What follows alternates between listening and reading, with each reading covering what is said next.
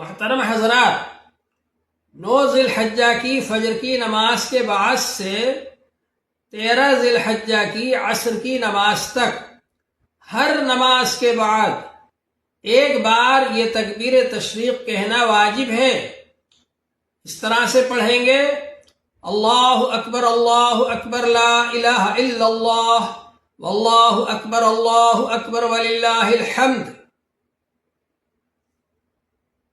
جو حضرات پورے سال روزے رکھتے ہوں، 12 مہینے روزے رکھتے ہوں، ان کے لیے بھی یہ ضروری ہے کہ وہ ان 5 دنوں میں روزے نہ رکھیں۔ عید الفطر کا دن، عید الاضحیٰ کا دن اور عید الاضحیٰ کے بعد 3 دن اور، ان 5 دنوں میں روزے رکھنا حرام ہے، منع ہے۔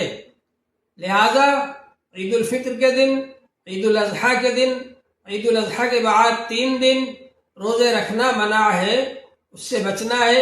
یہ کھانے پینے کے دن ہے، اللہ تعالیٰ کی طرف سے مہمانی کے دن ہے۔